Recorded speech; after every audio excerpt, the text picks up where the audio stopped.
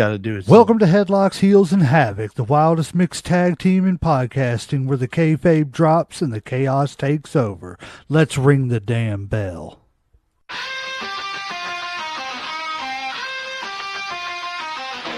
Headlocks tight, heels on the prowl, dropping elbows, hearing growl, feel the foul. No script here, just real, no bluff. Kayfabe crack, now the dirt gets rough. Headlocks, heels, havoc in the zone. Step in the ring, chaos is your home. No filters, no mask, just raw bare tone.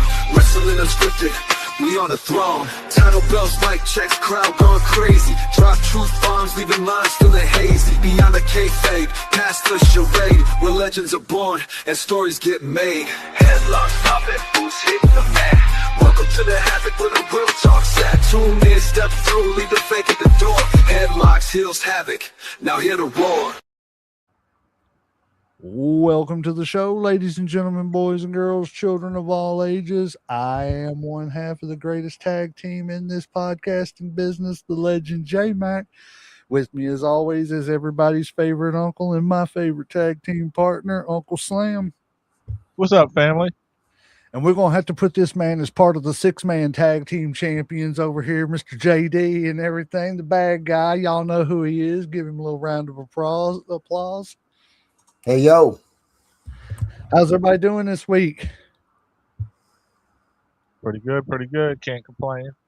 It's always a good thing not to have to complain about anything, you know. I mean, I ain't never found the complaint department anyway, so I don't know, you know. Me neither.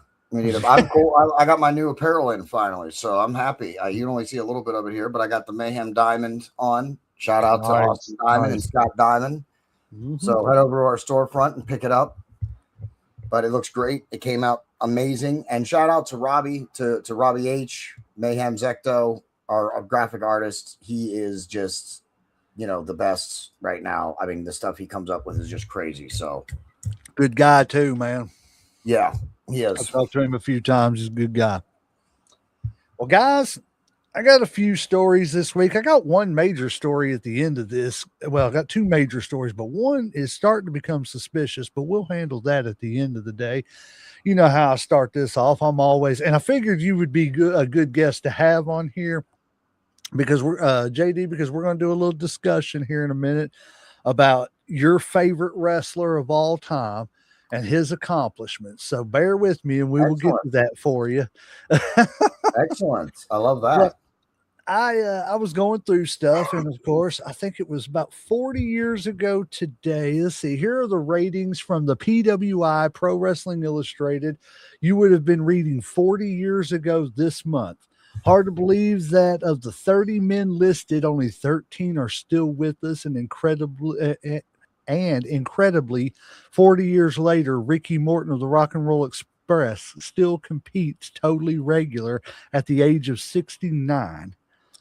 But they had the top 10, which was Ric Flair at number 1, Hulk Hogan at number 2, Stan Hansen at number 3. Now, those were the three major world champions in America at the time, NWA, WWF, and AWA.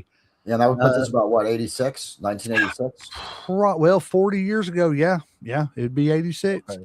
Then you got, let's see, Magnum TA is the U.S. champion at number 4. Randy Savage, the Intercontinental champion at number 5. Rick Rude, the World Class champion. Well, this may have had to have been a little bit earlier than maybe 86 because I don't think Rude came in until about 84, 85, did he? Something like that. Well, I don't know what the world class champion. That sounds like one of the not one of the mainstream ones. No, that was World Class Championship Wrestling. The Von Erichs. Yeah, I gotcha. Yep. Yeah. Let's see. Then you had Kerry Von Erich, who was the number 1 contender to the World Class title. Yeah. Dusty Rhodes, number 1 contender to the national title. Tully Blanchard, the national champion, and that was before they had the United States champion. Well, no, they did. They had the U.S. champion. No, the national champion was AWA or NWA. I think, yeah. And then Hacksaw Jim Duggan was number 10. I was like, that's a crazy top 10 to think that I don't know. It just it blew my Well, mind. think of about it now, yeah, but back in the day, I mean, it probably made a whole lot of sense. Right. Then you got the Road Warriors.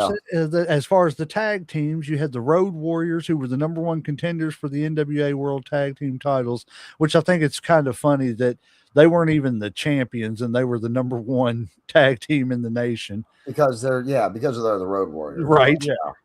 And then you got the British Bulldogs, who were the WWF World Tag Team Champions. Yeah. Midnight Express were the NWA World Tag Team Champions.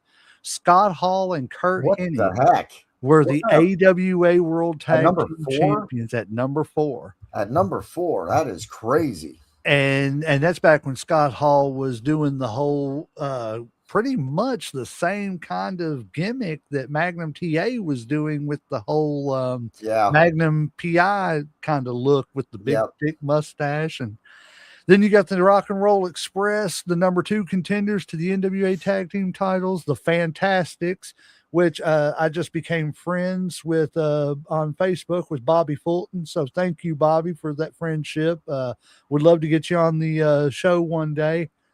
Greg Valentine and Brutus Beefcake, the Dream Team, the Fabulous Ones. Yeah. Greg Valentine and Brutus Beefcake. That's a weird one.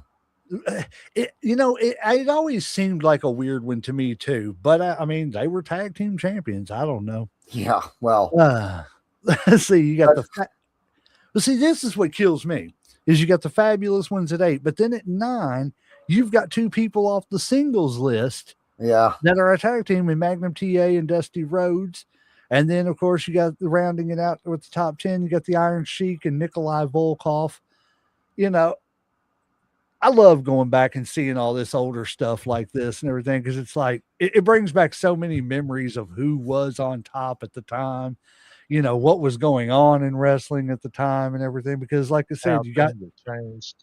Yes, because look, Magnum TA, it was before the accident, when all the potential and the promise was still there, of him being the Hulk Hogan for the NWA and stuff like that and everything.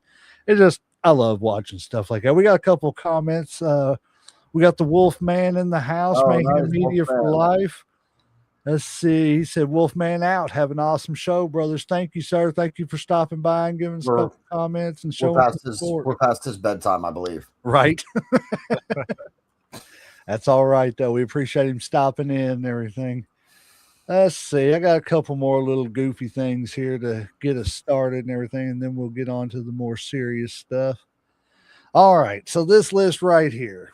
The top row, middle row, and third row. You got to retire one, rehire one, and revive one from his eternal rest. Uncle Slam, we'll start with you. Who you retiring, who you rehiring, and who you reviving? Now, is this from like any column or what? Or like, do I have to do like the top 3? I have to pick somebody to retire. The top row is retire, the middle row is rehire, and the last row is revive. All right, let's see. We got what's that? Cody, Seth, and Roman. Yep.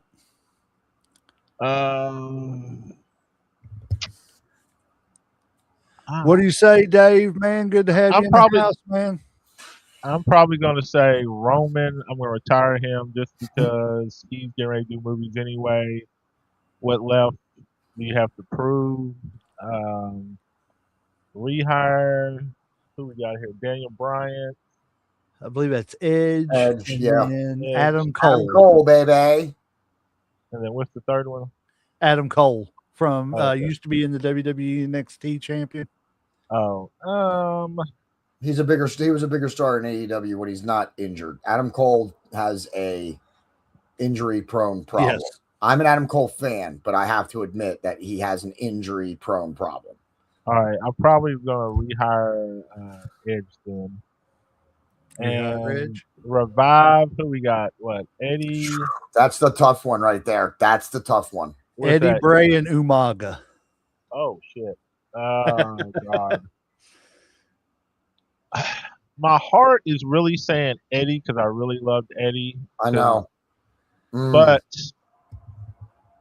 for some reason, my brain wants to say Bray just because I really didn't get to see a ton of him. Like I saw when he started out, I didn't get to see once he switched the whole Firefly and all that. I really wasn't tuned into wrestling like a whole bunch, so I kind of missed a lot of that. And I know a lot of people talk about how great that was. Like when he switched that character. Um, but I'm probably gonna say Eddie though, like I said, but just Hmm. because I loved Eddie, man. Like I said, I Yeah, loved all his characters. Like I loved his moves. even back to That one, WCW. yeah, that one, like promo he gave, against Brock Lesnar when he was talking about the addiction and Oh I'm yeah. addicted to this, I'm addicted to that, and I'm Yeah. addicted to my family, and seeing the smile on my little girl's face and shit, and that shit got to me. So I would, yeah, Yep. So, Dave, you said rehire Edge. Who would you retire and who would you revive, sir? Leave your answer in the comments, please, sir. And yes, Uncle Slam, that is our Dave. He said, good Dave, choice. what's up? He said, good choice, my friend, with Eddie Guerrero. Okay, JD, who you got? Well, retire is real easy. I would retire Roman Reigns. I've never really been a fan of him. The only thing that I think has been good is the bloodline thing, which I'm also going to talk about a little bit later with Umaga. But yeah, I think Roman Reigns' time is up. I think people are going to be done with him again sooner, not later. So I think I would retire Roman Reigns. I think Seth Rollins can still go in the ring, and I think Cody Rhodes still has some more to offer yet too. So definitely retire Roman Reigns. Rehire. I think Daniel Bryanson or Brian Danielson, whichever you prefer to call him. Right. I think he's probably done at this point. I think unless you could rehire him in his prime, I don't. I think he's probably finished. So it would come down to Edge and Adam Cole. And I'm a big Edge fan, but I think he's on his last run in AEW right now. So I think he's about finished too. So I would rehire Adam Cole, baby, but I would not let him wrestle in the ring. I would make him the spokesperson for a stable and just be like, dude, you're done in the ring. I'm not letting you get injured again. You're far more valuable on the mic than you are in the ring anyway. Story time with Adam Cole, baby. Everybody in the crowd loves it. You don't need to. That's what I would do. I would not let him wrestle, though.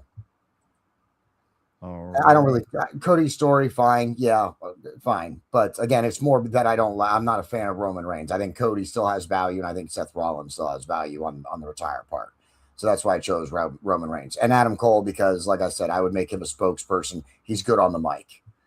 And revive, man, this was the tough one. When I saw this, I was like, dang. The first two aren't real hard choices, but this one was the hardest, man. Because like Uncle Slam said, I want to go Eddie. I've been watching Eddie since back in WCW days. I watched him. He was one of the first people who tried to be a face. People weren't really reacting to him.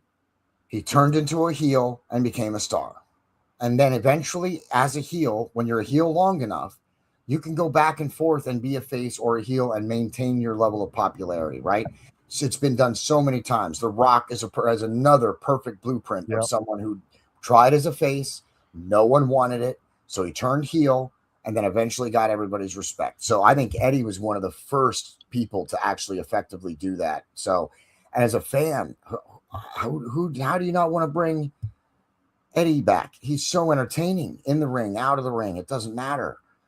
Right. So I really want to go with Eddie, but I think if Umaga had stayed alive, that would have added a whole different dynamic to the bloodline. But even more than that, I think one of the best storytellers that we've seen in a long time was Bray Wyatt. And I would have loved to have seen it. The Wyatt 6, I get it. It was a terrible thing. Nobody wanted it. And it's because it wasn't being led by Bray Wyatt. And the fans knew that. The WWE wasn't doing it right. They didn't know how. I don't blame the WWE for that. But I would want to see more Bray Wyatt more than I'd want to see the other two guys, I think. Because I think Bray Wyatt was revolutionary in a lot of the stuff that he did. So I think I would revive Bray Wyatt. All righty. I'm going to get to a couple of these comments on Facebook real quick. Andrew Paletto said, "Hey guys, I hear JD, but I don't see him." Does he look behind the screen here? Yeah. I've got the visual up on the screen, JD. I'll have, or not JD, Andrew. I'm about to say Adam. Lord, I don't know who I'm talking to today. Andrew, I'll have that down in a second so you can see him again. Buddy of mine, Jimmy, who's going to come and join us tomorrow at EWA. He's joining us by watching. Appreciate that, Jimmy. Shout out to you, and go check him out. I don't know if Jimmy's still doing his stand-up comedy, but if he is, go check him out, man. He's a good guy. I haven't had the privilege of seeing any of his stand-up, but if it's anything like him, I know it's good. Let's see. Andrew said Magnum TA recently did a podcast with Dale Earnhardt Jr., and it was great. Oh, and man, I'm going to have to look for that. Right. And the savior of wrestling, Chad Casey, he just said retire Roman, rehire Edge, and revive Bray. He said revive would be a big toss-up between Bray and Eddie, though. Yep. I agree with that. I couldn't agree more. Yeah, I couldn't agree more. For me, I was only going to say I only threw out Umaga because of the bloodline story. What element could that have added with Umaga and his kids, right, being in there? That could have been. That's the feud. The Rock versus Umaga. That's the feud we didn't get without Umaga. So sorry to cut you off, J-Man. Oh, you're good. You're good. I was just going to say, if I'm going to go retire, and I hate to say this because I do think that he can go in the ring, but we discussed this a couple of weeks ago on the show. I think that I think the company has given up on Seth for the same reasons of Adam Cole. I think he's too injury prone. It's I'm not saying I'm a huge Roman fan or I'm a huge Cody fan. I like them both, but they're reliable. And Seth, you never know, man. You put that title on him, and the next thing you know, he's out for 6 months. And I hate to say that because he's a phenomenal wrestler when he's healthy.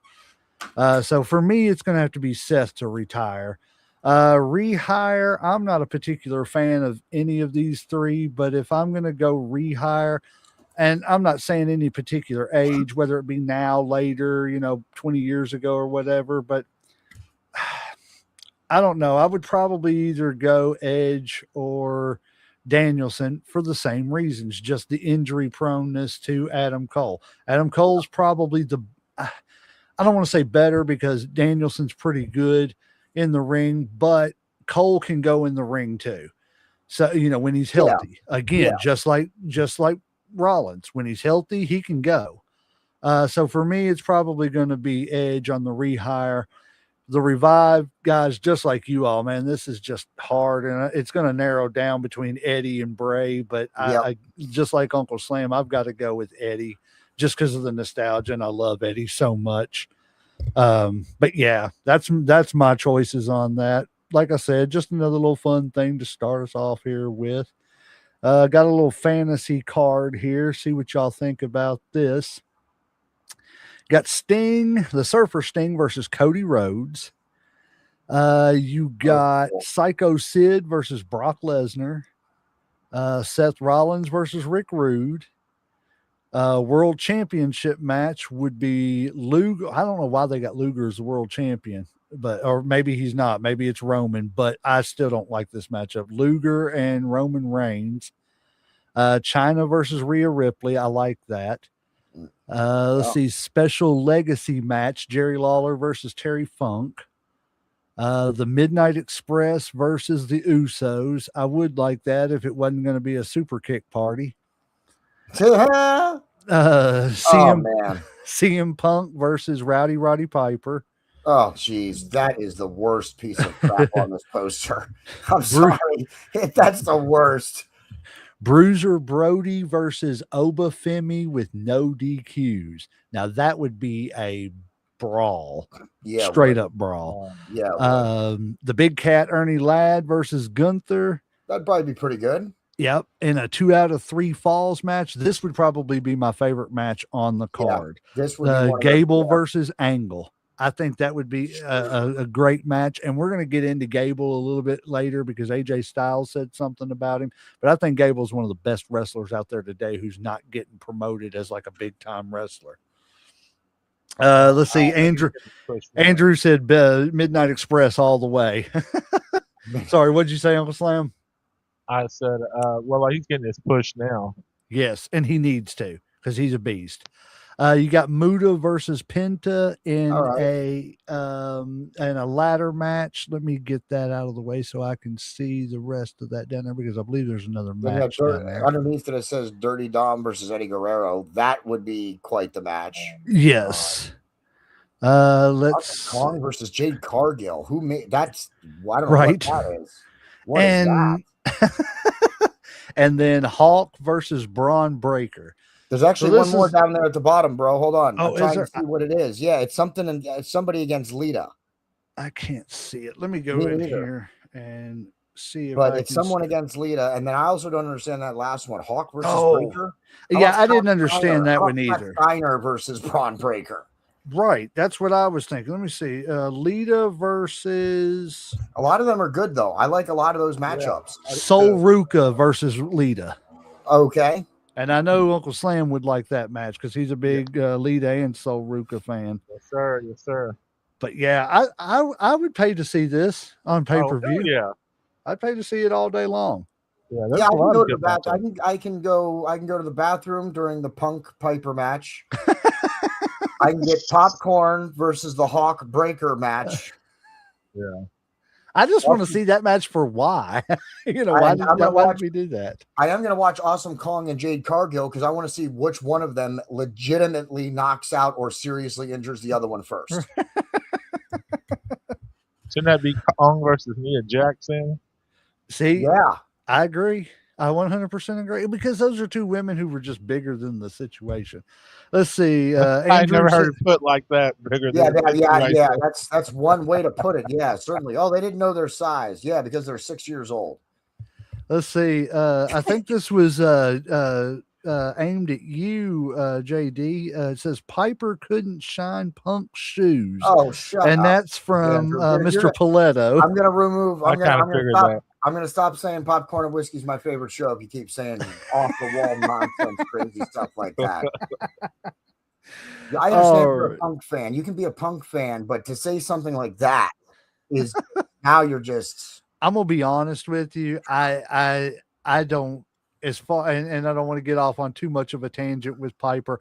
I love Piper, but I do not think Piper was a very good wrestler. I think he could wrestle. He was a better performer than he was a wrestler. Yes. For sure. Yes. But see, the problem is, and no one's ever been able to explain it to me, is I don't get Punk. I don't get it. I think he's a good wrestler. Any part of his character, of his shtick, I don't get it. But the problem is, I've never had any Punk fan be able to explain it to me. Short of, if you ignore who he is as a person and accept his character, then it's good. I think that's what it was he was that straight edge, whatever that was, right around that time that all that, I can be edgy and still not, and I'm not saying you should go out and do drugs to be edgy or anything like that, but he was like, I don't need drugs and I don't need to be a criminal or a vandal or anything like that to be edgy. I can just be edgy because I'm me. And I think that was kind of a little movement that was going on around the time that he took off. It must have been. And it just, because I don't really care for it. I've never really been a huge Punk fan. I think he's an okay wrestler. I think he's a better wrestler than Piper. But as far as like overall, I don't know. I don't think I don't know. I don't see. I think he was like anti-Cena at the time. He was just kind of opposite. So maybe that's kind of why people like him. But I do get the whole straight edge movement and stuff because that was a big thing back then. And just being different, not being mainstream or being like everybody else. That was the whole reason my sons liked him was because of the straight edge stuff. But I'm kind of like you. Like he was he was all right. Like I don't hate him, but I've never been a huge fan. You know what I'm saying? I'm not going to be buying gear. I don't know. I don't know how you can present yourself as an anti-establishment character and then be backstage telling the higher-ups who you want to work with and who you don't want to work with. Entitlement. There you go, right there. Entitlement is why I don't like CM Punk. Are you listening, Andrew? I hope you're still tuning in. All righty. So we got 0 world titles in the WWE, 0 world titles in the WWE for Goldust, Dustin Rhodes, Cesaro, Claudio Castanilla. I think I said his name right. And Claudio Castagnoli. Castagnoli, okay. And then Rusev, aka Miro. And at the same time, they had 0 world titles in AEW. Do you think both these companies like have messed up with these people? Because I think that AEW, I think, we were talking the other day, Uncle Slam, about AEW. I just want a company besides WWE to come up with a moment. You know what I'm saying? A moment that just makes everybody. I don't care if it's TNA. I don't care if it's AEW. I don't care who it is. I just need another NWO type moment, another Attitude Era type moment for one of these companies to come up to. Could you not tell me that Dustin Rhodes becoming the AEW World Champion, even if it's for a month, from pay-per-view to pay-per-view, that wouldn't be enough of a moment to get eyes looking over there more? I don't think speaking as an AEW fan, I don't think he wanted it. I don't think he would have accepted the AEW World title from Tony Khan. I don't know. I get what you're trying to go for there. And yeah, it would have been a cool moment, but I think they just kind of had one of those with CM Punk. I don't want to hear if it's Andrew's commenting. I know it is. But listen, I think they just had one of those kind of things with Darby Allin. I think it was, I don't know that how many people would have bought when Dustin Rhodes was in AEW, him being the world champion. He's definitely past his prime. He knows he's past his prime. He's just looking to have good runs and good matches up until the end. I don't think he would have taken the world title. So I don't know that was a choice by the back people or himself on the AEW front. In the WWE front, Goldust was never going to be the world champion. No, unfortunately. I mean, fortunately, because I didn't want to see Goldust as the world champion. I would have been happy with Dustin Rhodes. You know what I'm saying? Coming out of the Goldust outfit, I'm not doing this no more. I'm going to be me, blah, blah, blah. He didn't have to necessarily dress like with the cowboy boots and stuff like that, like he was in early WCW days. But I would have loved to. The man is so good in the ring. And I'm going to be honest with you. Between Dusty, Dustin, and Cody, Dustin is the best out of all three of them. Ring. Definitely. I would agree with that completely. Dustin has added moves to his arsenal of moves deep into his career, and there not many other wrestlers have done that. Right. What do you think, Uncle Slam? I would definitely have to go with Dusty, but I don't know if it's just more for like sentimental reasons, just because I've seen him go through WCW, I've seen him in WWF, I see him have to be stuck with the Goldust gimmick or whatever. I don't know if Vince kind of hated him and his pops both equally, because one had polka dots and one was Goldust. So both their gimmicks were both kind of, but they made them work. You know what I'm saying? Like, as fucked up as it is, they still made that shit work. They still sold that shit. But I don't know if I can see him carrying like an AEW or a WWE championship now. Maybe in the past, maybe I could have, but not now and stuff. I think he's past his prime. Yeah. I fully believe he's past his prime. I think just as a here's a trophy championship because you deserve it. You've been here long enough. But I don't think he wanted it. Just like Sting, he didn't want a singles title. He didn't want a singles match. Right. That's what I like. That's one thing that I say I like about AEW is that they're giving some of these guys who want a run of their own, they're giving them an opportunity to tell some of their story, like on their way out. Like with Cody, with Sting, some of these guys with Edge and Christian are going to get the tag story that they want to end their career. It's just they get more freedom in AEW because it's done. Things are done a little differently. And I don't know if you were going to comment, J-Mac, or you want me to talk about the next one down? Well, hold on just a second, because Andrew wanted me to say that he thinks popcorn and whiskey will be going straight edge. What's that mean? You're adding blow to the show? Hey man, you might have me. You might have me. No, I just wanted everybody's opinion overall. If both companies have like would kind like to of point blown out it with the others.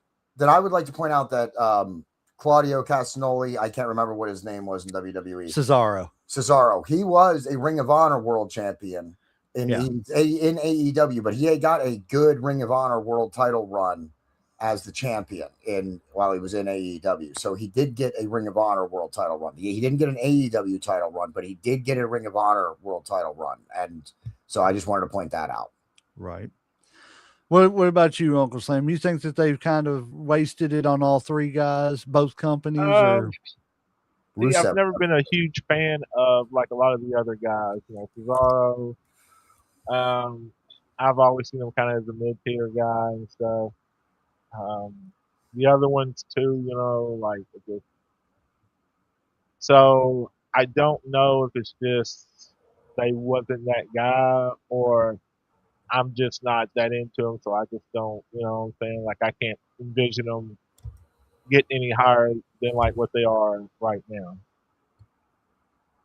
You know, like just I guess being biased or whatever, you know. I don't see them getting any higher. That don't mean that they shouldn't or they don't have the ability to. I just don't see them that way. Hello, the baby J. I think if Rusev got a chance at one of the companies for longer than 6 months and they let him actually do some, you know, character building and storytelling, I think that your visual is correct on Rusev, I believe. I think both companies dropped the ball on him. I do too. And I think the WWE is continuing to drop the ball on him. Yes, I think they're trying to give him like an intercontinental right now and stuff. You know, he's still wrapped up in all that with Ethan Page. I guess to bring him over. He should have been brought in as a monster again. Yeah. I thought that's the way they brought him in, but you know, they've let him fade out. Rey Mysterio Jr. and shit. So. Yep. Let's see. We've got a couple more comments on Facebook. Andrew said WWE missed the opportunity when Cody versus Roman was going on with the family angle. They should have brought in Dustin for a Cody's family part of it. And my son Noah is on here. He said, yes, sir. What's up, fellas? What's up, son? Love you. Hope you're having a good night. I know you're getting ready to go to work. No, you at work. Yeah, you have a good night and all that stuff. I don't know who this is. The baby J. Can I have a PC? Yeah, we're not dealing with that. Sorry about your luck. I appreciate the comments and the interaction. That always helps. But, you know. Yep. Whatever. Yeah. I'm not entertaining all that. All right. So let me ask you a question, guys. When I pop this belt up, who's the first person that comes to your mind when you see it? And it doesn't necessarily have to be the white version either. Any version of the Intercontinental Championship. Who's the first person that comes to your mind when you think Intercontinental Champion? Uncle Slam? I hate to even say it. I hate to say it. Shawn Michaels. I hate to say it. That's why I'm not saying it, but I hate to say it. Like the white belt. I hate to say it. See, for the white belt, for the white belt. Say it, but you know who the fuck it is. Like I said, just go ahead with it. Well, I'm hoping you don't think he's cute and you don't think he's sexy. No, but he's definitely the greatest to ever lace up a pair of boots. I ain't even saying that shit, but yeah, but you asked a question, so I gave an answer, okay? I need to get some knee highs on. It's getting deep around here. Let's see. Dave said Seth Rollins is who he thinks of with the Intercontinental Championship. Let's see. Yeah, who JD, what about you? Who do you think of? Unfortunately, it was just kind of like that. Unfortunately, for the white belt, the first thing that I think of is the Ultimate Warrior, and he is not the best or even ranked anywhere in the Intercontinental Championship. I don't think he ever had the white belt. Didn't he? I thought he could have sworn he had the white belt. He had the yellow belt. Oh, did it? Was it yellow? Yeah, because he had the yellow at WrestleMania. Him and Hogan fought. I believe it was 5. Well, then 6, something like that. Then the white belt doesn't make me think of anything. But when I see the Intercontinental belt, honestly, I kind of think of Mr. Perfect. It wasn't he was the Intercontinental champion. Yeah, I kind of think of Mr. But Perfect. He never had the white belt, did he? See, no. Like when he asked about the white belt, I think of Shawn. But if I think Intercontinental, I kind of with you. I do think Mr. Perfect. Yeah, because I always think he should have been for him. It should have been just like some of the other stars. It should have been a stepping stone from the Intercontinental title to the World title. Yep. One of the greatest that never got a world champ. Yeah, Yep. 100%. He definitely should have been a WWE champion. See, for me, it's that Intercontinental title is kind of a four-way tie for me. I mean, not just the white one, just the Intercontinental title in itself. I'm torn. It's Shawn, Brett, because of my argument that they carried the company while fighting over that title, while everybody else was, not caring what was going on with the world title at the time. And then the other two is Mr. Perfect and the Macho Man. I don't know of anybody else other than maybe Brett and Shawn that benefited from being an Intercontinental champion first than the Macho Man Randy Savage. I was thinking about him too. I'd also like to say that if I'm thinking of an Intercontinental title feud, I think of Stone Cold Steve Austin and The Rock. And their feud over the Intercontinental title before they were fighting over the world title. Yeah, it was a pretty good when he threw it in the river and stuff. Precisely when he threw that belt in the river in the Rock's face, dude. I'll remember that for a long time. Even though it wasn't even the real belt. Let's see, we got a couple more comments coming in here. Let's see who we got. Dave said, just remember when Brett got screwed. Man, Dave, you remember you seen Vince talk about it. Brett screwed Brett, man. Come on, we know the argument on that. Don't get me started on this shit. But if we're talking about Intercontinental, I mean, like nobody said the honky tonk, like nobody said Gunther. No, and honestly and truthfully, as much as I don't think he himself brought the prestige to the title as far as Honky Tonk Man. I give him his flowers. You know what I'm saying? He wasn't the best wrestler. It wasn't the best gimmick in the world, but it was definitely, evil Elvis was definitely over enough to where people hated it. Yeah. And especially in the South. And, I'm not going to say that I think that he did anything for the title. I think the title definitely did more for him, but his reign is what made the title kind of a prestigious title because everybody wanted to be that longest reigning Intercontinental. And that was his claim to fame. I can say I'm the longest reigning Intercontinental champion, and he could say it for close to 40 years. You don't think Gunther benefited from the belt? I think Gunther, I don't mean to cut you off on the same. I think Gunther's reign is too recent. I don't think we know what Gunther's reign is yet. Just like I think that passage of time is really how you can really judge someone's title reign. Was it good and what is it not good? In the moment, I think Gunther had a great reign with the Intercontinental title. Is it going to be ranked up there with some of the best all time? I don't know. I don't think enough time has passed to see how that stacks up with other stuff that's going on. If I had to answer that right now, I would say definitely no. Now, in 20 years, when he's had a couple world title runs or, things of that nature and everything, I don't know if maybe that'll change. But just like with, Honky Tonk Man, other than the Intercontinental Championship, he never really done anything else. But with difference between the Honky Tonk is Gunther's actually using the Intercontinental as a stepping stone to get to that world champion, as with Honky just stayed a mid-tier and just stayed Intercontinental champ. Right, and then he went with the rhythm and blues thing, and I think after a while with Honky Tonk Man, and I think a little bit it was kind of the changing of the guard into that new generation. People weren't buying those gimmicky, cartoony, the bad guy Elvis. I don't think people were buying that as much anymore. You know what I mean? Yeah. But he did bring us Billy Gunn, so. Right. Billy. Just so we're clear, I wouldn't choose Honky Tonk Man. He wouldn't be on my list. Like I would pick Gunther ahead of Honky Tonk Man for who did more with the belt or whatever like that. Like a conversation like that, I would definitely pick Gunther over Honky Tonk Man. But I don't think of Gunther when I see a picture of the Intercontinental belt. I usually go to the Austin Rock feud or to a Mr. Perfect, Ultimate Warrior, Macho Man kind of a thing. And I even think of Honky Tonk Man before I think of Gunther, just at this point. You know what I'm saying?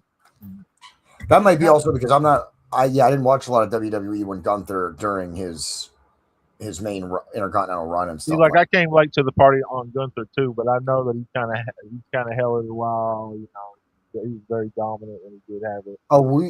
Gunther. We're gonna be talking about Gunther as one of the best, whatever Intercontinental World Title. Like in 10 years, we'll definitely be having that conversation. Oh yeah. All righty, moving on.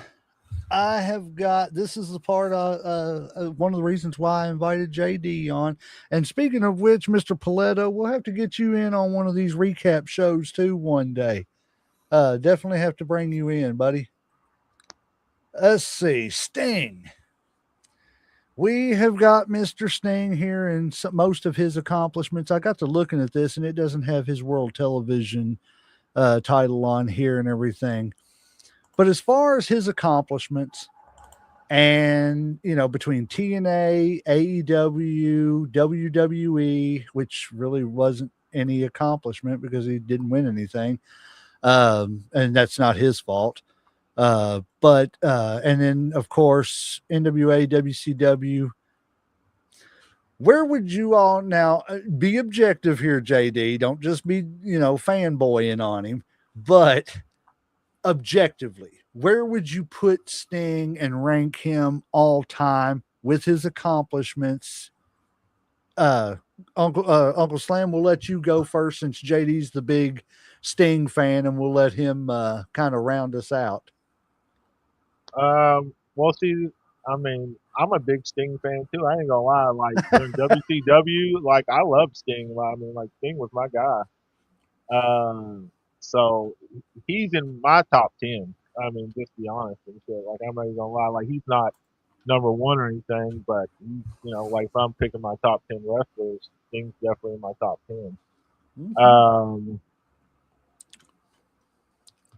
As far now, like what was exactly the question? And now, so like, where would I?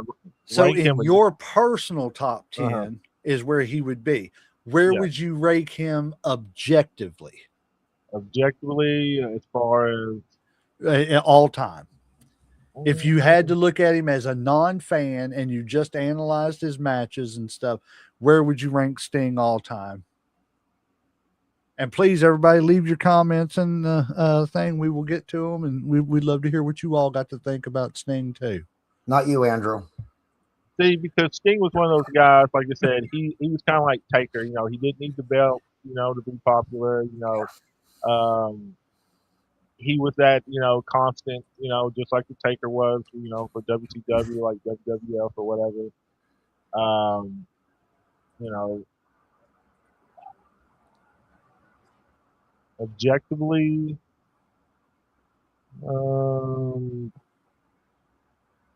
like I said, I would say maybe like top 15, Top somewhere 15. around there and shit. So top 10 personal, and then just objectively top 15. Yeah, like the farthest I would put him would be top 20. But I could easily have him top 15 and be comfortable. Like I said, objectively, but my personal, I have him in top 10. All right, As far as JD. all my favorite wrestlers. Oh, okay. Yeah. JD? Well, he's going to be on my, you know, the Mount Rushmore series you just shot for us, J-Mac. Sting is actually going to be my solo wrestler, so I have his full stat sheet sitting right in front of me right now. I think Sting is definitely one of the best all time. I think his title reigns don't necessarily reflect that because, as Uncle Slam already touched on, he never needed the belt, just like Taker. If you look at Taker's title reigns, it's not super impressive, but how would you not rank him up there as one of the best all time too, right? So that's for Sting. He's a 4-time Hall of Famer. He was WCW's 3rd Triple Crown champion. He was undefeated in AEW, no singles matches. He was PWI, Pro Wrestling Illustrated Wrestler of the Year 4 different times. He was ranked number 1 one time as the number 1 wrestler. and he was ranked 15th in all the way in 2003. He was 1 in 1992, and they ranked him 15th in 2003. He is, if you add up all his legitimate world title reigns, he is an 12-time world heavyweight champion. If you count NWA, WCW, TNA, AEW, he's a 12-time world champion, multi-time tag team champion. He was a 3-time tag team champion in WCW with 3 different partners. Only Marcus Bagwell has a better stat than that because he was a tag team champion 4 times with 4 different partners. So Marcus Bagwell is the only one that has a better stat in the tag team in terms of that in WCW than Sting. So for me, man, there's a handful of people that I would only put ahead of him. So he would have to be, for me, objectively top 5 or just outside the top 5. I put him on my Mount Rushmore, but that's because there's other wrestlers that I'm putting on my Mount Rushmore and I didn't want to double up. So Sting is who I picked because some of the other picks are used in my Mount Rushmore picks. Okay. So objectively, it definitely top 5, just outside the top 5. And that's because also, and I would add that any wrestler you talk to that asks about Sting or that talks about Sting says how good of a person he is, how selfless he is, how much he's about the business and what's best for the business, not just himself. He's one of the most selfless wrestlers I think that we've seen in our lifetime. So that's the other reason that I would put him way up the list. He never tried to keep anybody else down at it for his own sake. I definitely agree with that. He was not a selfish wrestler. And just one more thing I want to add to what I was going to say and kind of add to what JD was saying. You know how we talked before about a moment, you want to have a wrestling moment. Well, Sting had those moments, like especially when he went to the Crow, the All Black. Yeah. That was that moment. He didn't have to say shit. He didn't say shit for months. Just showing up over a year. Yeah, you know what I'm saying? Appearing, just looking, had so much effect on the crowd. Pointing a bat. Yeah, him saying nothing said so much. Yep. And then once he finally started swinging, you know what I'm saying? Like, I mean, to me, it's hard. Say what you want about that Starrcade match, the hype up to it. There's a reason that Starrcade is the highest WCW pay-per-view of all time. So, and that's just one of those moments. The first time he won the world title from Ric Flair was one of those what just happened moments. Great American Bash. Beaten? How did that just happen, right? That's actually that Great American Bash is actually one of my favorite Great American Bash and WCW pay-per-views ever. But for me, I'm going to have to be honest. Personally, Sting is in my top 5 all time because just like you all, when the real American Hulk Hogan and the training, saying your prayers and vitamins was starting to wear thin and stuff and everything, and people were starting to kind of get tired of it and everything, Sting was kind of the guy I looked to be like that next Hogan-esque like person. Did he reach that stratosphere of Hogan? I don't think so. But for me, he did, personally. For WCW, yes. For the wrestling world, I don't think he reached that Hogan stratosphere, but I don't think, I don't know that anybody else really has. Even in AEW. I don't think he did. I don't think Hogan or Sting was as world renowned as Hogan was at the height of Hulkamania. But, like I said, for WCW, most definitely. Yeah. And in my personal opinion, he would have been a perfect heir apparent to Hulk Hogan. If you took the Ultimate Warrior and put Sting in his place in the WWF, it would have been a whole different story. We would have never had to worry about taking the title off of Sting like they did the Warrior. Yep, now, if you would have transported them two guys, Warrior would have fell flat on his face in WCW, and WCW may have closed a lot sooner than what it did. Oh, yeah. But objectively, I'm going to be honest with you, and I've said this before, Sting to me was the same as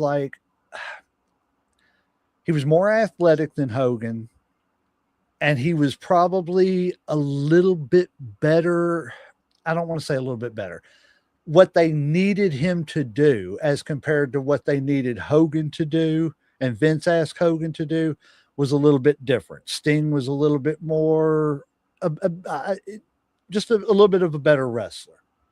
But a way better wrestler. I don't think, see, I can't say way better because I've watched Hogan's Japanese stuff and Hogan could wrestle when they asked him to.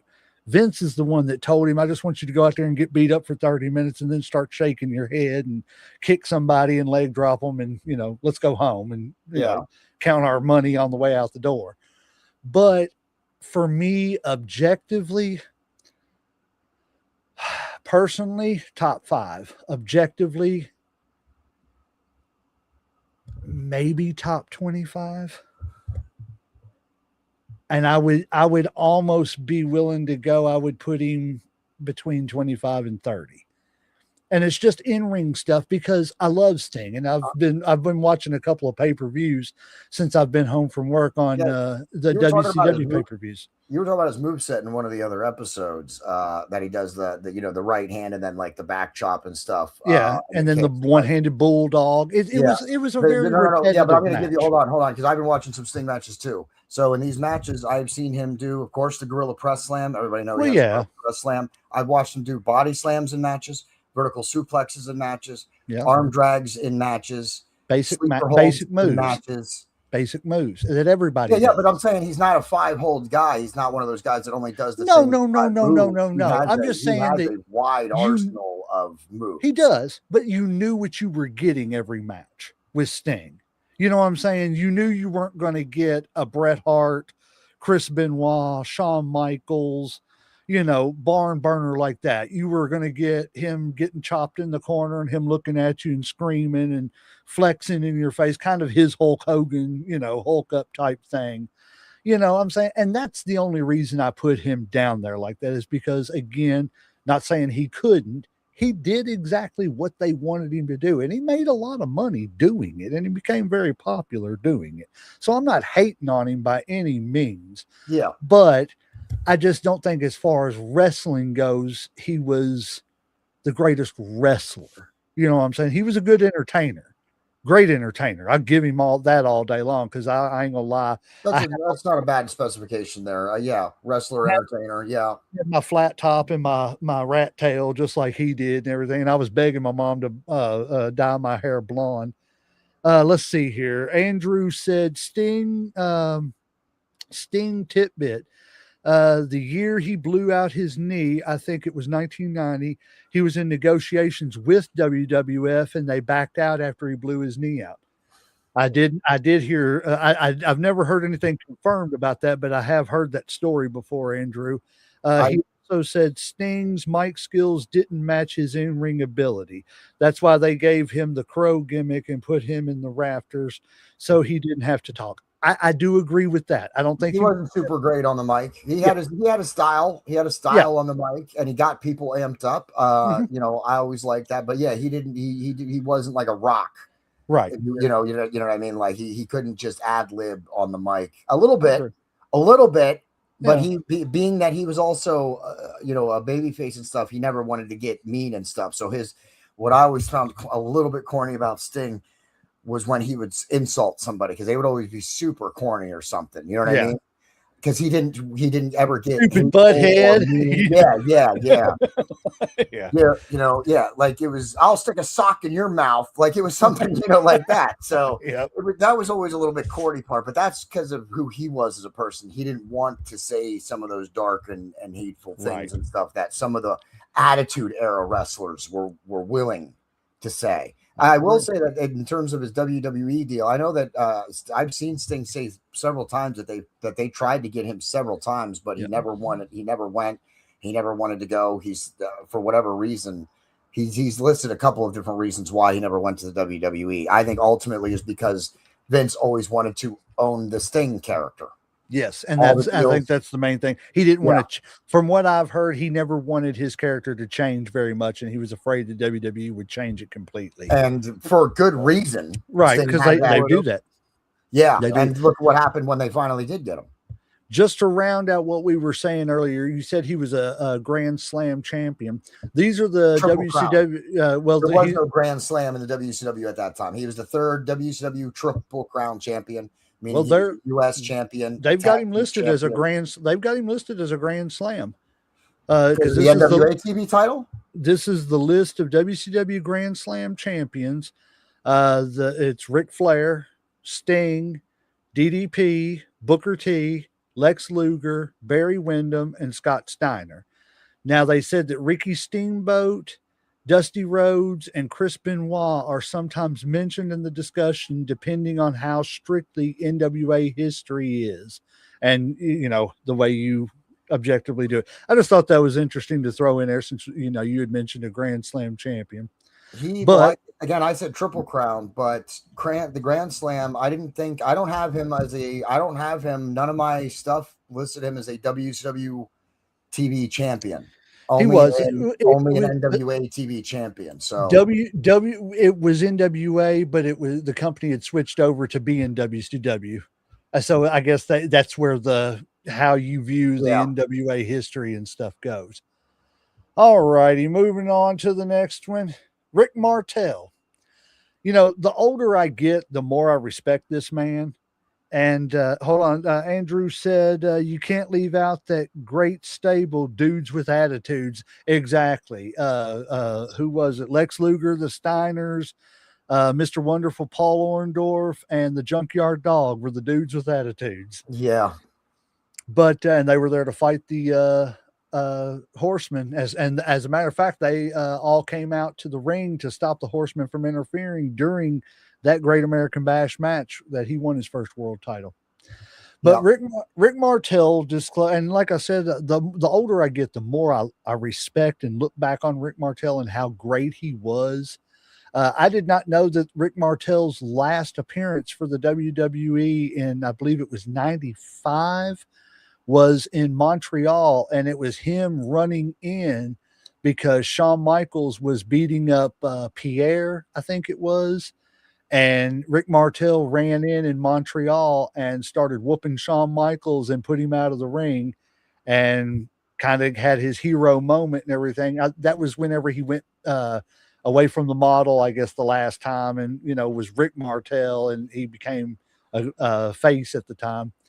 But Rick Martel has disclosed that WWE approached him to induct him into the WWE Hall of Fame, but he rejected it.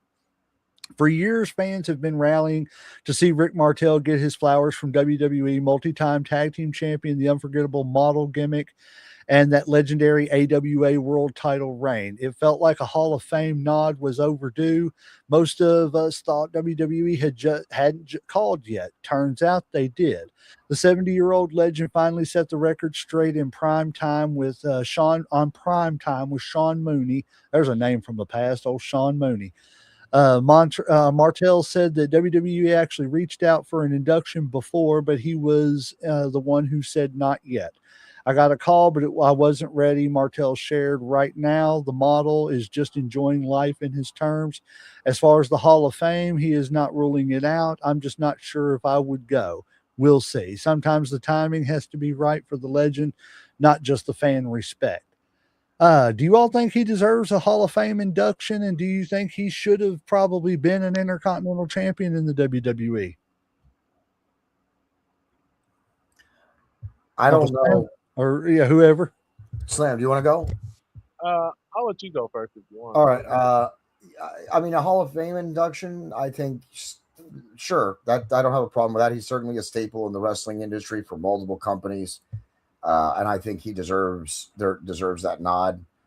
What was the other question? Should he have been the champion? No. Should he have been an Intercontinental Champion? I don't know. I don't know about that. I think so. As the model gimmick, I think that would have been perfect, and no pun intended. But I think, after Perfect, him and Brett fighting over that title for a minute, while Shawn was still stepping up to Brett's level. I think he at least one reign. You know what I'm saying? Because all he ever had in the WWE was a tag team title reign, and that was it. I feel like he should have at least had one. Uncle Slam? Well, see, that's what I was getting ready to. I was wondering. I'm like, so what accolades does he really have as far as One of the longest reigning AWA world champions ever. Are we talking about it in a pro wrestling Hall of Fame, or are we talking about WWE Hall of Fame? Like, I mean, what context are we saying Hall of Fame? WWE. They're the ones who the fans are wanting him in there. Well, then I guess being the world champion someplace else really don't matter much, does it? The Midnight Express are in the WWE Hall of Fame, and they never wrestled for the WWE. I don't understand that either, honestly. But Because that's besides the point. On the that's neither here nor there. It's because the WWE owns the history of the AWA and the NWA, right? And like they own its history. So, and the World Class Championship Wrestling, they own all of the content. Yeah, it's all WWE now. I'm gonna say no, honestly. Like, I don't see why. Like I said, I mean, like, he was a mid Carter. I mean, like, I felt like he should have been like an Intercontinental champ. Honestly, like I thought he was at one point at least. To find out that he's not kind of makes my point even more that, like, shouldn't the Hall of Fame kind of mean that done something big or important? I don't really see the model as that. I think the problem is at the time there was just so much going on around that title. I think the problem was he was better at. I think the problem was he was better at getting punched in the face than punching people in the face. Maybe that's what it was, yeah. But there's some wrestlers who sell better than other wrestlers, right? I mean, there are some wrestlers that sell moves better than other wrestlers and can put people over. Well, don't forget though, he was also a WCW television champion too. Him and Booker, know all about that. Him and Booker T were having some pretty good matches. Oh shoot, I forgot about that, dude. That was a total mistake. That wasn't supposed to happen. If you watch, that's how his career ended, because he got monkey flipped, where you take your feet, put them in the stomach, and flip them over.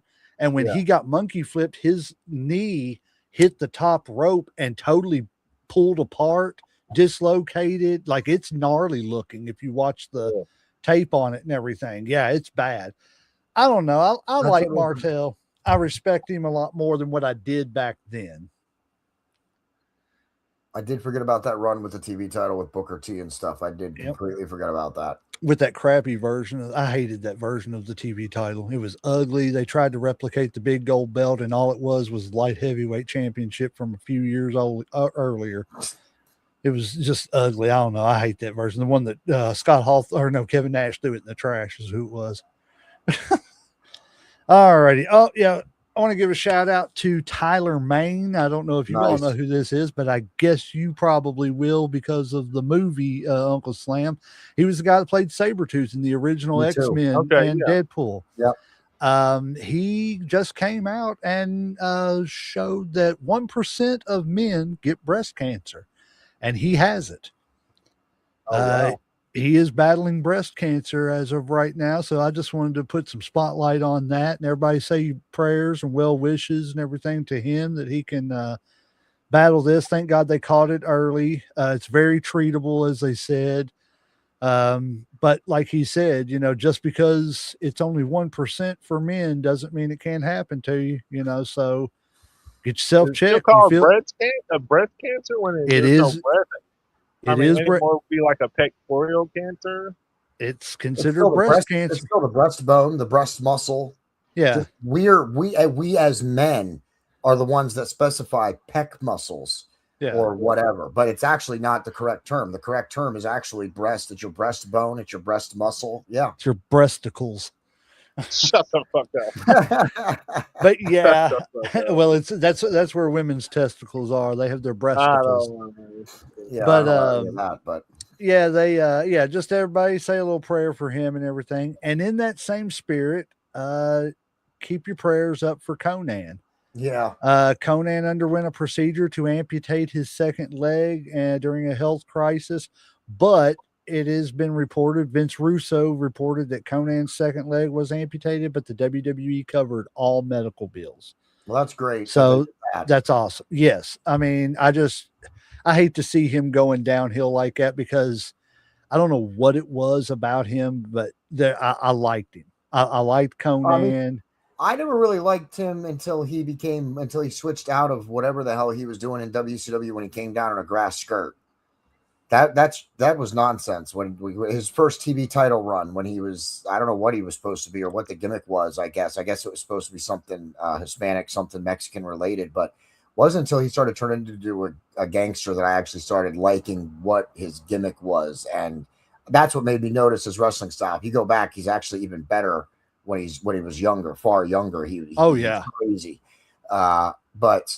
Max Moon. He did grow on me, especially with the Wolfpack and stuff. I thought he was a perfect addition, and everything he did with Rey Mysterio and the Filthy Animals and stuff after that, I thought worked out exactly the way it was supposed to.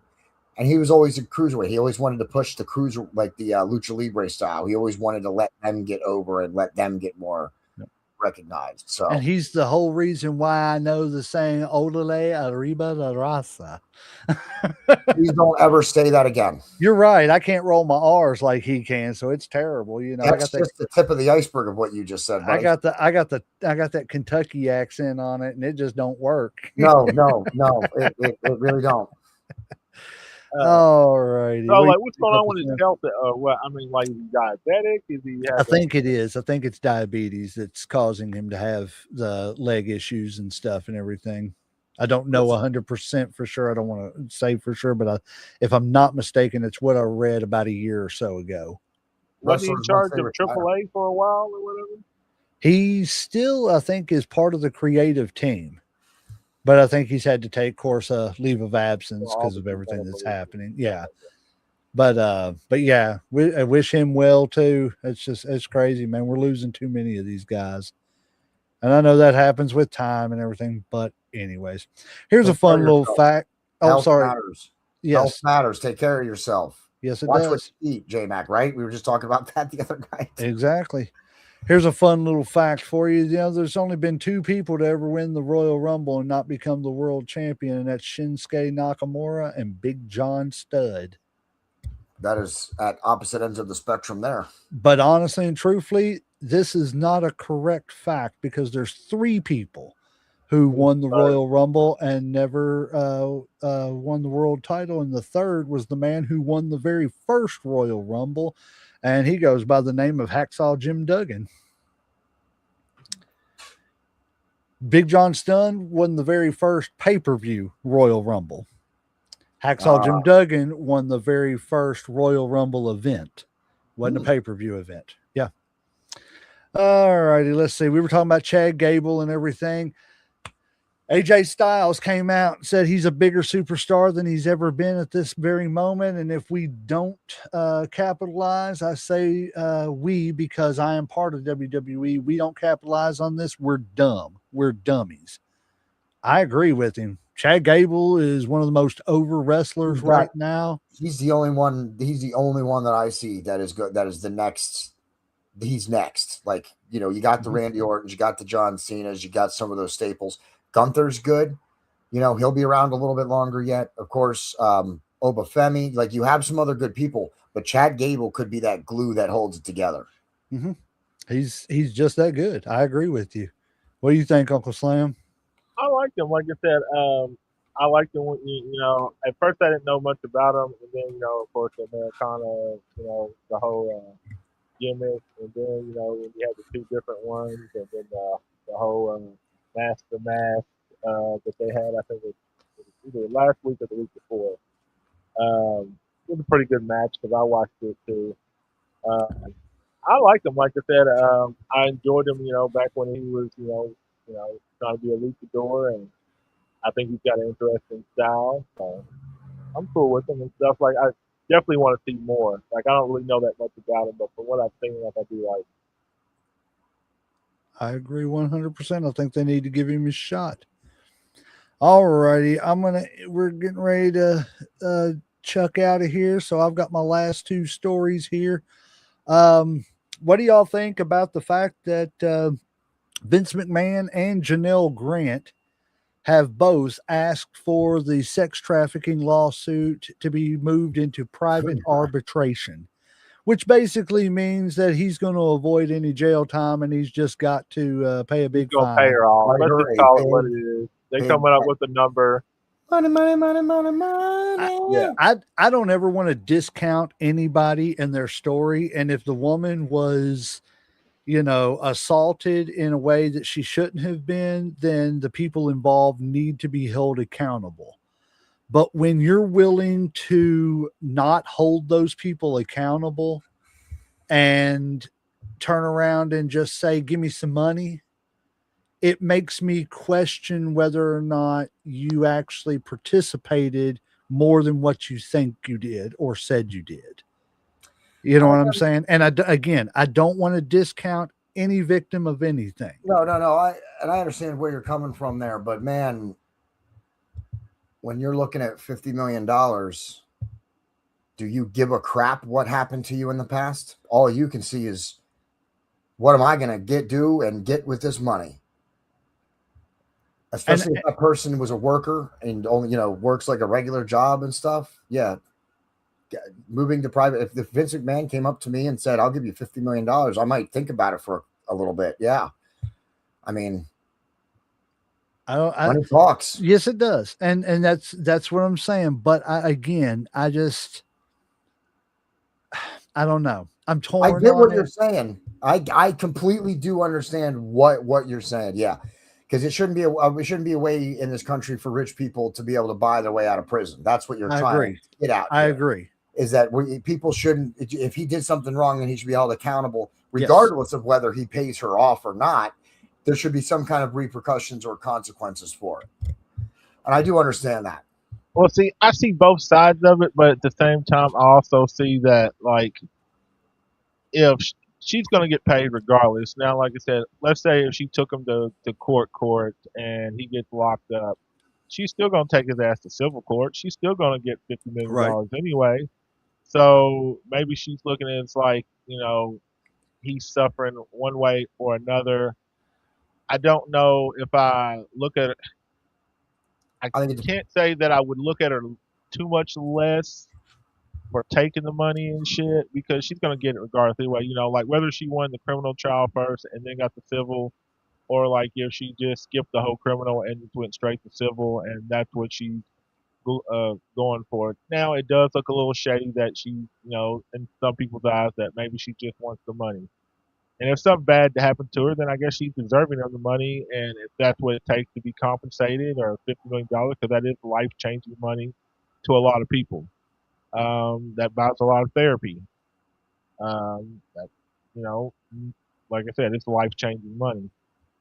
So I think that's what it's going to come down to, Uncle Slam, right? Is how much does she get from him? What's the settlement going to be? Is it going to? It's going to be millions or whatever the hell it is. Like I said, there's no way we're getting a little $500 million and shit. Like, I mean, she knows he's worth billions, and it's going to be a nice settlement. She's going to get paid. Yes. And if they're both happy with it, then I guess okay. You know what I'm saying? Like, it'd be different if one of them was like, no, man, I don't like this agreement, or no, fuck this agreement, I don't want to do this. But if they're both saying, okay, this is what I want, I don't want to, drag this shit out in court, I don't want to rehash this in front of the whole world and tell this in front of, jurors and strangers and have this shit publicized, I'd rather just wrap it up. I'm okay with that. I agree. However it turns out, if he's wrong, he needs to pay. In whatever way, and I guess it just breaks down to whatever way she feels is appropriate for him to pay. Yeah. Exactly. It's her story. But like I said, it just makes me question things sometimes. Like you said, that rich people have a way in this country of just getting out of trouble and avoiding being in trouble because they have money. Because if that was any of us, we're doing 20 years. Oh, easily. You know what I'm saying? And that's the BS of it to me. Yeah. All righty. My last story here is going to have a bit of a, I guess, conspiratorial thing to it, because I've been keeping up with this, and Brooke Hogan is bringing a lot of attention to her dad's death. I don't know if y'all have heard anything about this, but authorities finish investigation into WWE icon Hulk Hogan's unfortunate passing. Now, in saying that, Brooke posted this on her story on Facebook. It said, Clearwater police then, there's no blood. Clearwater police now, found nothing in his toxicology. Clearwater police then, there's no footage from inside his living room. Clearwater police now, we reviewed the footage inside the living room with Nick and Sky. Clearwater police then, there's no body cam footage and 911 call. This is everything we have, Brooke. Brooke and husband now sees new extended body cam footage online. Make it make sense. She has had people calling her, and these are healthcare workers that were there. I think there was a police officer that was there. Hey, it's actually very funny. I am not even going to lie. The gentleman we were just talking about that has breast cancer, I am watching the pay-per-view that he's on. He's just walked out, Big Sky, the guy that played Sabretooth. That is crazy. You talk about a little prophetic there and everything. Nice. That's really cool. He's literally walking down to the ring. He was also one of Kevin Nash's tag team partners whenever Nash was Vinny Vegas. Sorry about that. I just looked up and seen him walk out, and that kind of messed me up. That's cool. Yeah, well wishes again, though. But she has been told, again, like she's put on there, that there is more footage. There is more calls, more evidence that there may have been something going on inside that house. I'm not saying necessarily he was murdered, but there were people taking advantage of Hulk Hogan in the last days and just milking the money they were making off of him. Because she posted this picture too of him recently signing an autograph. And that's the way you can look under there and see the way his autograph normally is. And then the scribbling is his autograph just before he died. That doesn't look like somebody was in their cognitive right mind. Well, didn't he have a stroke or something? No, he just had, when he had that neck surgery, they clipped his nerve that made him breathe. And that's why he was in the coma and all this other stuff. But it says, this is how hard my dad was being worked by people who supposedly loved him and said he was doing great. Yeah, great financially supporting him. That is how he was signing his autograph. And she's pointing to it. It's just, it doesn't look anything like what was underneath it in between the Brood and the USA 12-ounce cans of light beer. It's not surprising. I mean, it's not surprising. I don't find this story surprising at all. I don't either. Not surprised at all. But I do, but I don't. And I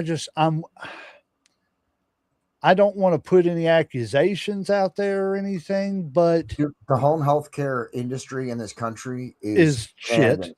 Shenanigans. Yeah. And I'm in the middle of it. So you can take it to the bank that someone who deals with it on a daily basis, who's in it, is telling you how bullshit it is. I just want them to do a thorough investigation and make sure people weren't abusing him in the last days. And by people, I don't know if we're talking about his wife. I don't know if we're talking about Jimmy Hart. And I would hate to think that, but Jimmy Hart was there a lot. He was, around him a lot. I don't know who.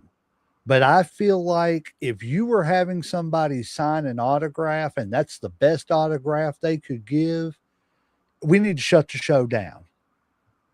We're not going to be doing any autographs because this man's hurting. He's not well. He can't write.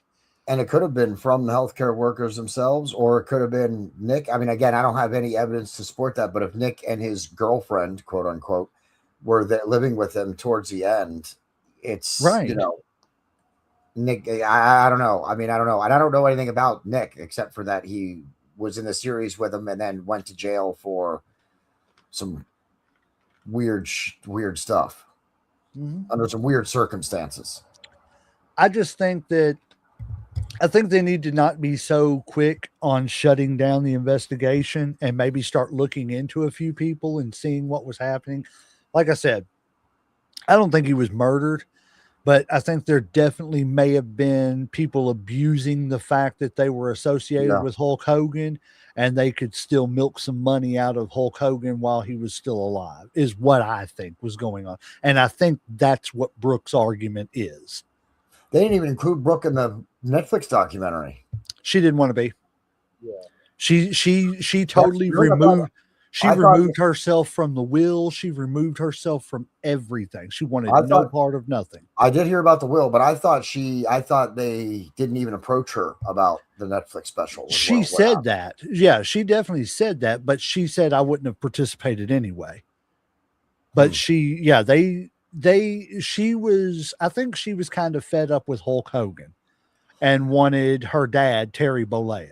I just want to point out that anybody who knows about Hulk Hogan and what things that have happened in his life, watched that documentary and was like, well, you're missing an entire gap by not having Brooke on there and having her point of view, because Oh yeah. Linda and Nick's point of view are so skewed in that documentary. It's crazy to me. When I watched it, I couldn't believe it. I was like, wow, I cannot believe Linda and Nick are really doing this. Like, Right. I'm really shocked. Well, it's awful funny that Linda was just, I can't stand him. I can't stand him, as long as he was alive, making sure her alimony payments were being done. And now that, he passed away, it was, oh, I love him. And he was great. He was the love of my life. That was the worst part, because I know anybody who's a real fan knows how they split up. Yep. Like, come on, give me a break. And then she was basically made to be the star of that, this lonely widow. Yep. I'm not buying it. It's Netflix. You're so crap. That's why I just canceled your membership again, because you're nonsense. So tired of you. Uncle Slam, you got any final thoughts on that Hulk Hogan ordeal? Like I said, I mean, obviously something happened. I don't know what. I wouldn't be surprised. Like elderly abuse is a big thing, and especially when it comes to like celebrities, especially if he wasn't in his right mind.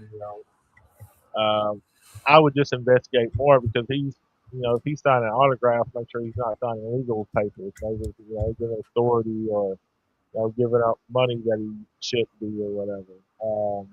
That's what I would just be. I would be more worried about, um, because you just don't know. You know what I'm saying? Like I said, and plus he was somebody that did have a lot of money.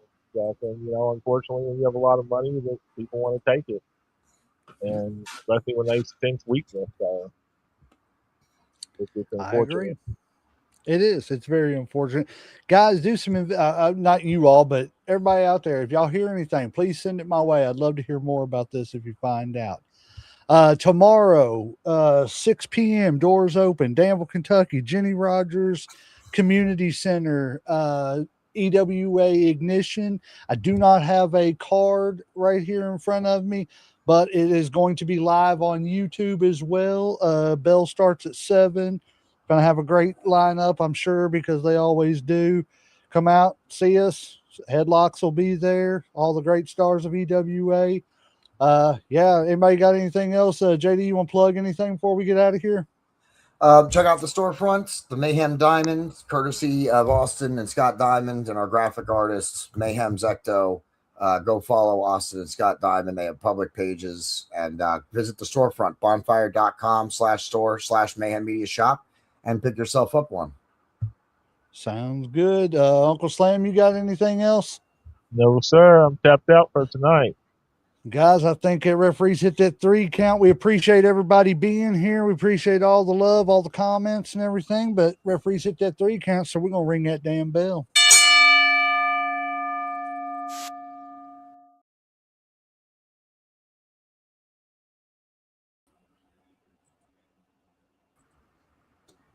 Oh, I got